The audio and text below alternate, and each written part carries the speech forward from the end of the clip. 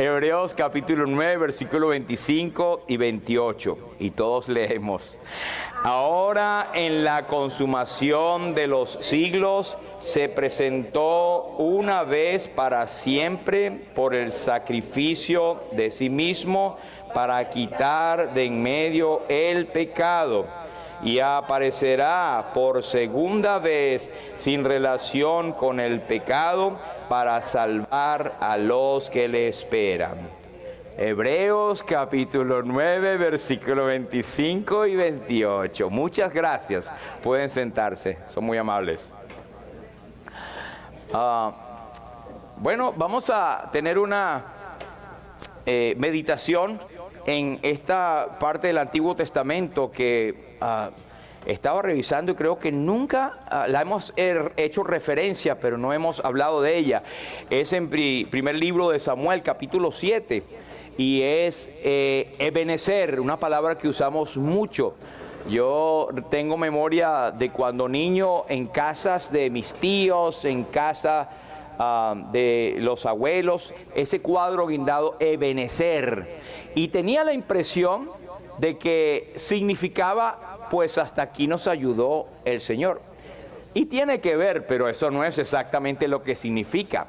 Así que vamos a nosotros meditar en buscando nuestro Ebenezer. Claro, vamos a ver un poco qué significa Ebenezer y cuál fue el contexto. Y eso lo vamos a ver en el primer libro de Samuel, por favor. Primer libro de Samuel, capítulo 7. Uno se acostumbra a las cartas y dice primera de Samuel. No es primera carta, es un primer libro, pero no tiene mucha importancia. Pero busque en el Samuel el libro 1, capítulo 7, y vamos a leer desde el versículo 1. Vayan buscando sus Biblias. Primero de Samuel, capítulo 7, versículo 1. Hasta el 14, todos por favor con sus Biblias allí, y leemos, lo tienen en su Biblia y lo tienen en la pantalla de ahí enfrente también. Dice así la palabra de Dios: vinieron los de Kiriat Jearim y llevaron el arca de Jehová y la pusieron en casa de Abinadab, situada en el collado. Y santificaron a Eleazar, su hijo, para que guardase el arca de Jehová. Desde el día que llegó el arca a Kiriat Jearim, pasaron muchos días, 20 años, y toda la casa de Israel lamentaba en pos de Jehová.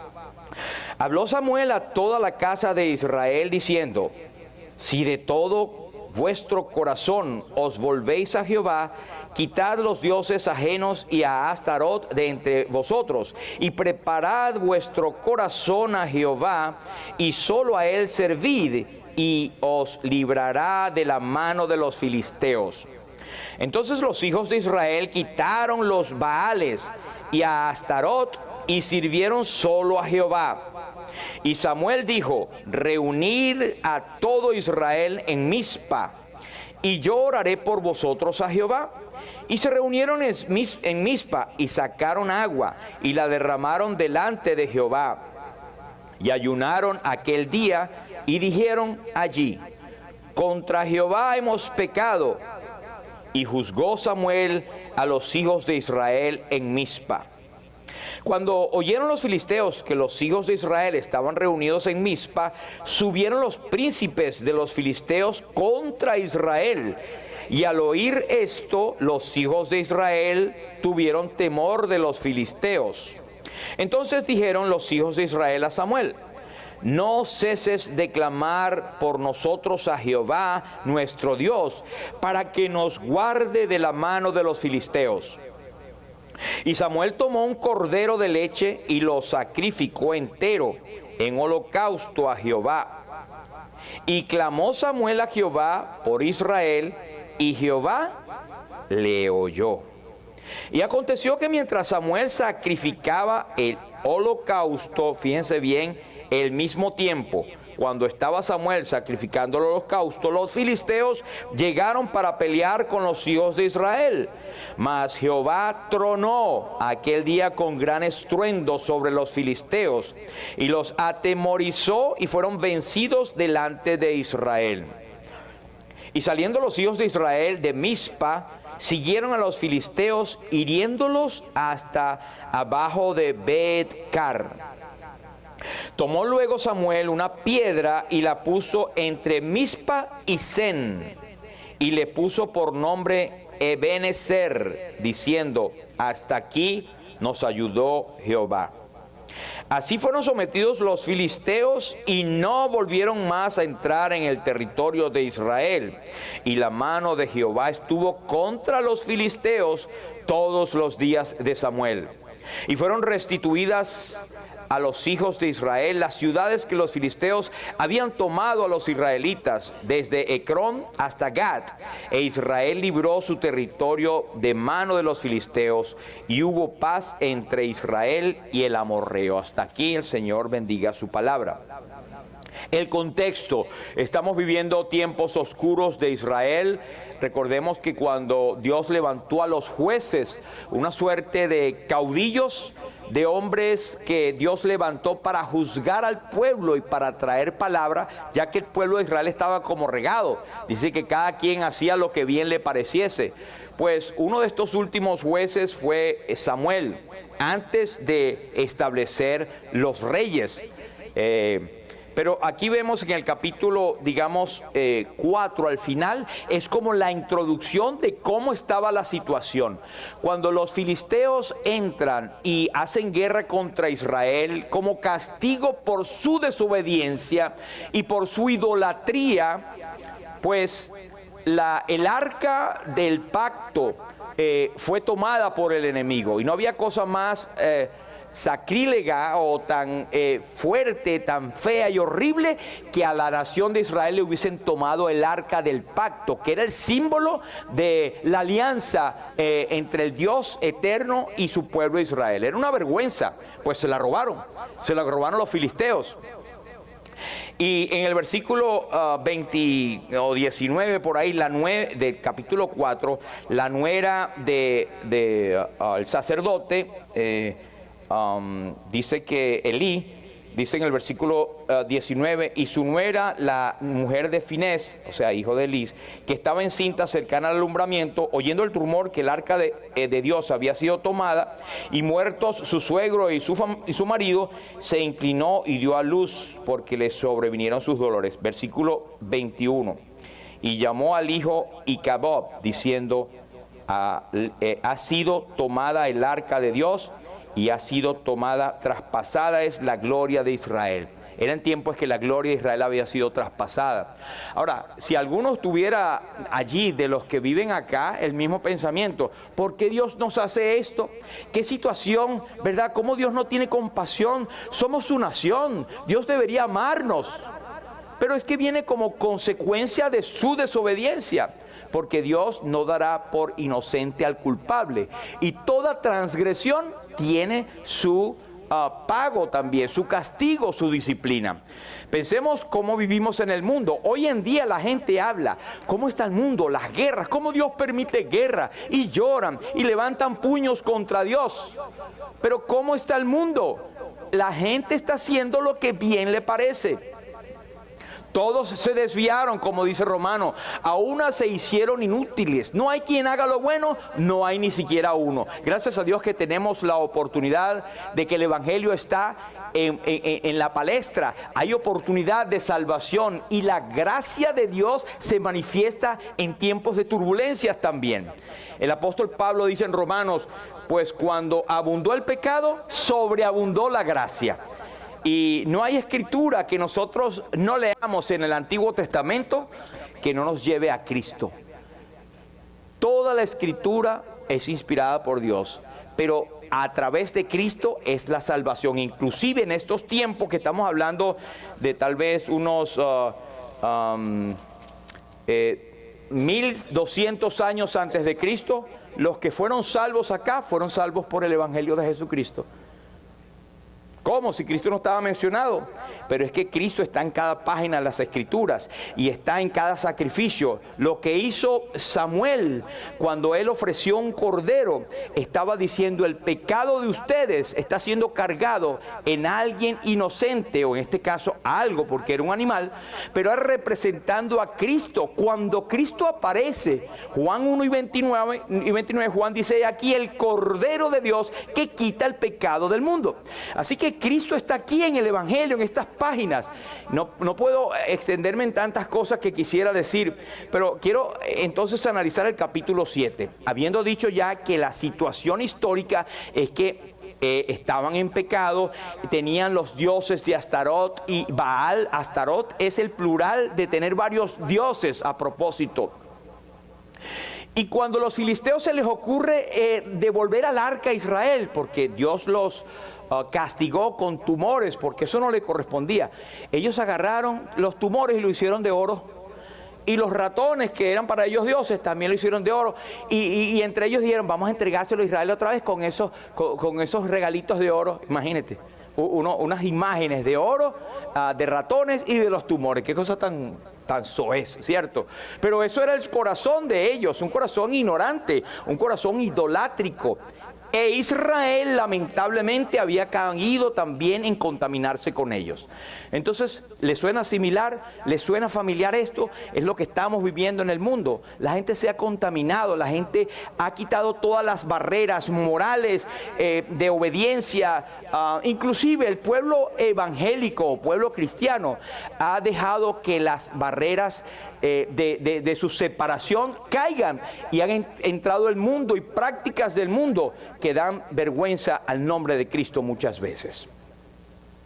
Cuando vienen ellos y dejan el arca, ellos lo entregan en una localidad de Kiriat Jearim, que es donde hablamos en el versículo 27, capítulo 7, versículo 1. Entonces hay una cosa interesante acá. Dice que desde el día, versículo 2, que el arca de desde el día que llegó el arca a Kiriat Jearim, pasaron muchos días, 20 años estaba el arca allí. Y fíjense lo que dice: toda la casa de Israel lamentaba en pos de Jehová. Todo el pueblo, toda la casa de Israel. Hay otras traducciones que dice, toda la casa de Israel añoraba al Señor, la Nueva Biblia de las Américas. Otra, la palabra de Dios para todos, dice: todo el pueblo empezó a llorar pidiéndole ayuda al Señor de nuevo. Y cuando el pueblo ora y ruega a su Dios, Dios escucha la oración de su pueblo.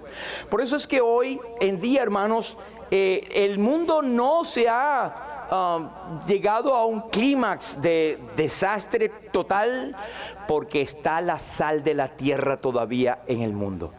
¿Quién es la sal de la tierra? Vosotros, dice el Señor Jesucristo, sois la sal de la tierra. Pero hay la posibilidad de que la sal de la tierra se empiece a perder su facultad. Y dice: pero si la sal se desvaneciere, no sirve más para nada, sino para ser echada fuera y ser hollada por los hombres, ser pisoteada por los hombres. Y eso es lo que lamentablemente con vergüenza decimos, que mucho pueblo llamado cristiano hace que el evangelio sea pisoteado porque ha perdido la autoridad bíblica.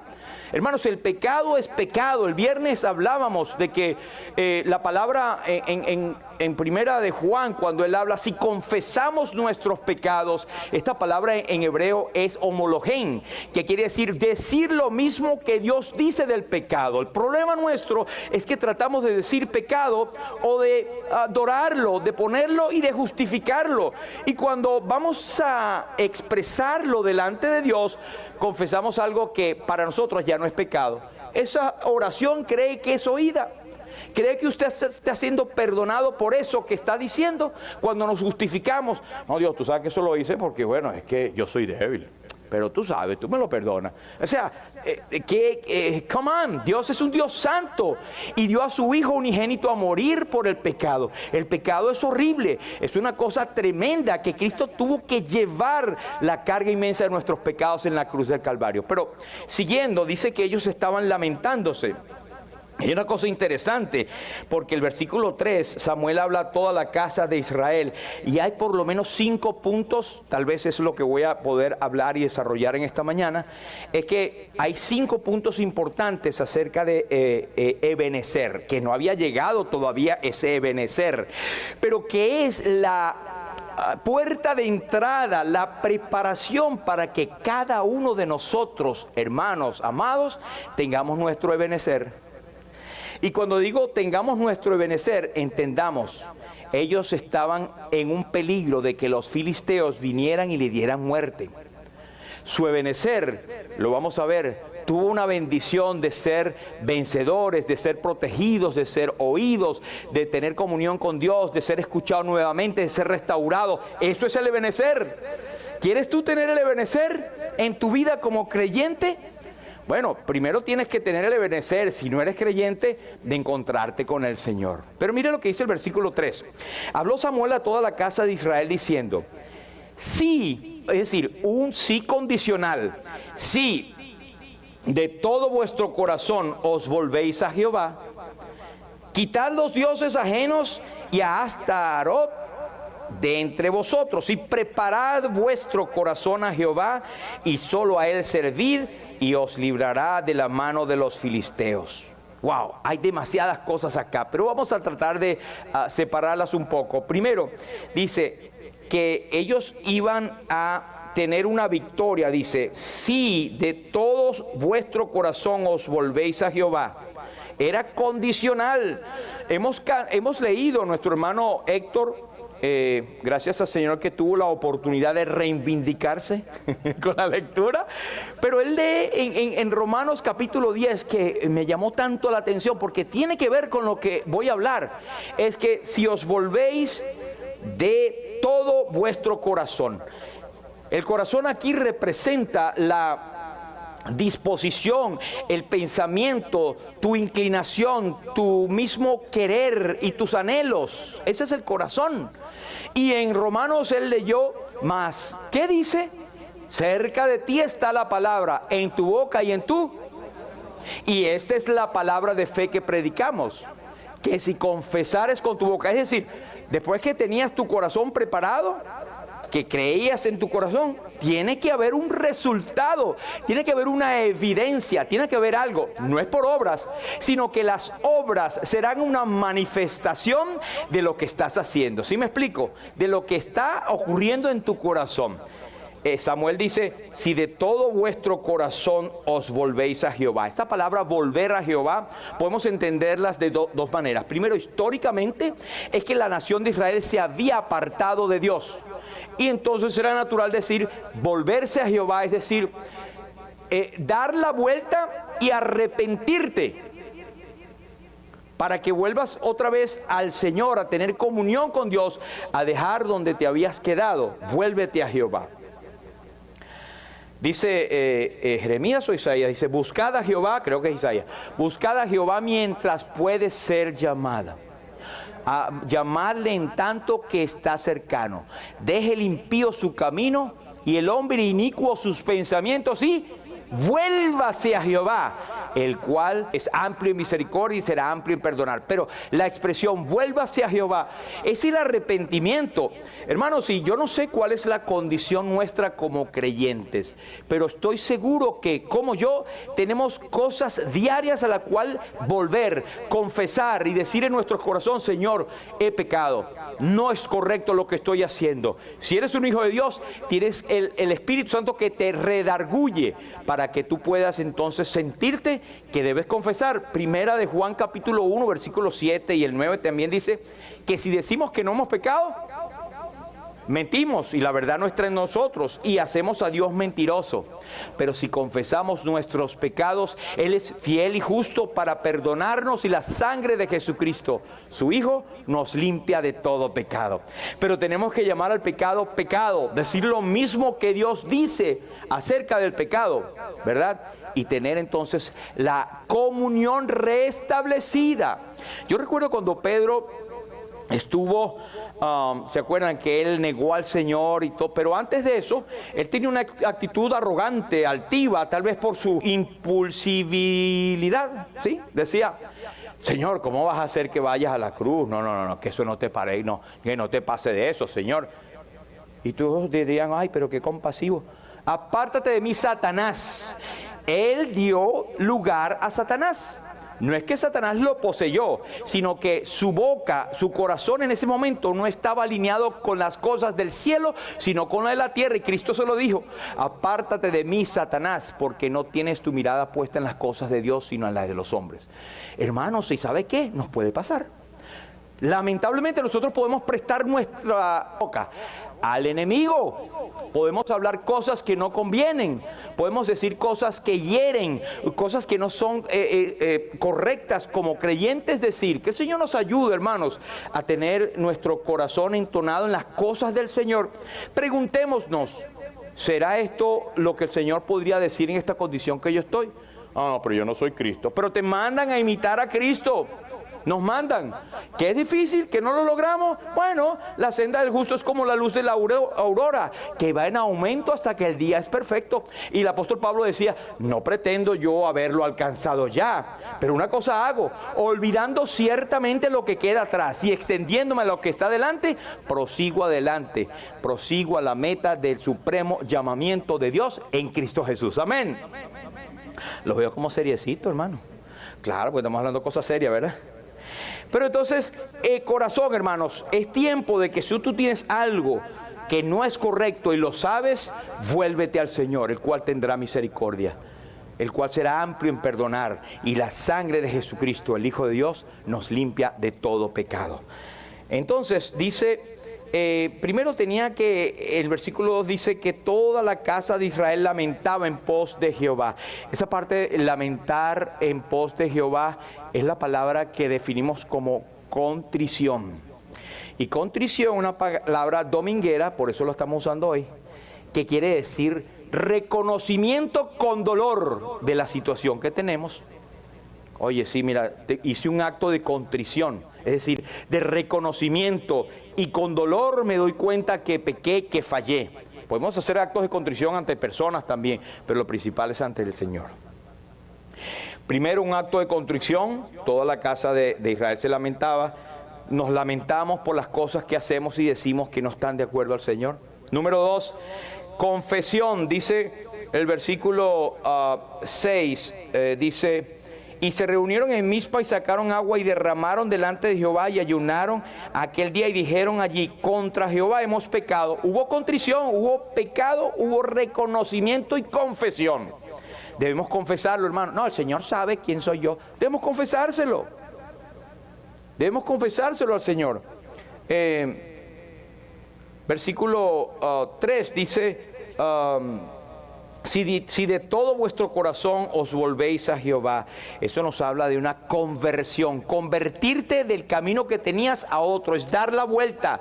Como creyentes tenemos que hacerlo. El inconverso tiene que hacerlo obligado. Si no, va para el infierno, va condenado. Porque el infierno es un sitio real. Una situación eterna, porque el hombre tiene eternidad. Como dice el poeta, dos únicos caminos hay, por ellos todos van. Según el hombre escoja aquí, tendrá su eternidad. ¿Tú tienes ya tu camino ya elegido? Tienes que tener seguridad, no, yo no sé, a lo mejor Dios tiene, no, a lo mejor no. O eres o no eres. El que oye mi palabra y cree que me envió, puede pensar que a lo mejor va a tener vida eterna. Tiene vida eterna y no vendrá condenación, mas ha pasado de muerte a vida. Número 4, versículo 3, una cosa que tenían que hacer es, dice, quitad los dioses ajenos y a Astarot de entre vosotros.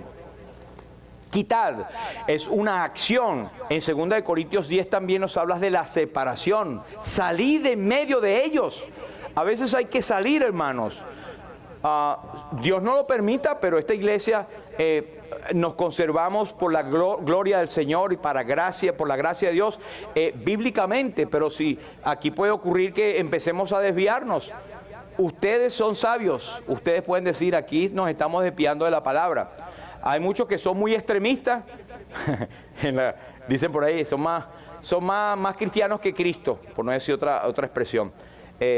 Usted vea su balance, entienda su Biblia, pero si aquí nos desviamos, usted puede decir, que están poniendo dioses ajenos. A propósito, en este capítulo 6 habla de que los filisteos montaron el arca en un carro nuevo, y eso no trajo bendición. Ellos tenían que ser transportados en los hombros de los levitas. Carro nuevo, y nosotros usamos esa expresión para decir, en la iglesia están usando carro nuevo. Ay, ¿será que se compró un carro nuevo? No, que están introduciendo cosas que no están puestas en la palabra de Dios. Pero tengamos cuidado, ese otro, ¿cómo se llama? Esa harina de otro costal. Pero versículo 4 nos habla de la separación, quitar los dioses ajenos. Hermanos, ¿qué dioses tienes tú? ¿Qué es lo que tienes tú delante del Señor? Cuidado con dioses. Los dioses no es que hay un altar y ahí te inclinas. Los dioses son situaciones, elementos que te quitan la mirada del Señor y que les das más importancia que a las cosas del Señor. Piensa, ¿qué son tus dioses? ¿Qué dioses puedes estar teniendo en tu vida que te está robando la comunión del Señor? Inclusive el venir a la iglesia. Y por último, dice el versículo 3, preparad vuestro corazón a Jehová y solo a Él servid. ¿Podemos decir eso, hermano? Nuestro corazón ha sido preparado y solo al Señor servimos. Después desarrollaremos el resto, pero creo que hasta aquí quería dejar esta advertencia o este abrebocas que es para todos nosotros. Y repito o repaso. Primero, antes de nuestro ebenecer, que lo tenemos más abajo, tiene que haber estos actos. Antes de nuestra victoria, antes de decir que somos más que vencedores, y lo somos siempre, pero de vencer nuestras situaciones y de recibir bendición, porque no es que la buscamos para recibir bendición, es que la obediencia trae bendición. Pero a veces la lluvia no cae porque Dios no quiere enseñar algo, pero también hay situaciones en nuestras vidas que no andan bien y el Señor nos las quiere enseñar también. Amén. Número 1, contrición. Tener contrición delante de Dios, versículo 2. Número 2, confesión. Contra Jehová hemos pecado, versículo 6. Número 3, esto lo tengo yo aquí. Contrición, confesión, contra Jehová hemos pecado. Número 3, conversión, si de todo vuestro corazón os volvéis a Jehová. Número 4, separación, quitad los dioses ajenos. Usted sabrá qué dioses tiene delante del Señor. Todo lo que sea ajeno a la palabra de Dios y que te quite tu devoción y tu enfoque en Cristo. Sí se entiende eso, ¿verdad? Número 5, consagración. Preparad vuestro corazón a Jehová y solo a Él servid. Él es exclusivo y Él lo merece. Solo a Él servid. Yo voy a orar para terminar este tiempo. Vamos a orar. Padre nuestro, en el nombre de Jesús, estamos tan contentos, Señor, de cómo tu palabra brilla delante de nuestros ojos, y es algo que podemos, aunque fue escrito hace más de 2200 años, es una verdad que toca nuestros corazones con una realidad y con un cuadro ilustrativo de lo que está pasando en este momento y tal vez en nuestras vidas, Señor. Ayúdanos a ser como el pueblo, Señor, a tener contrición de que hemos pecado, Señor, a confesar delante de ti, a convertirnos, Señor. Y si hay alguno que no tiene a Cristo como Señor y Salvador, piense que ahora es el tiempo aceptable, hoy es el día de salvación. Si oyeres hoy su voz, no endurezcáis vuestros corazones. Luego la separación, Señor, nos conviene la separación. Quitar los dioses, ayúdanos a pensar, a analizar nuestras vidas y quitar cosas que no nos convienen, Señor, para santidad. Y por último, preparar nuestros corazones para servirte a ti, porque solo a ti te amamos y solo a ti queremos servir. En el nombre de Jesús. Amén. Amén.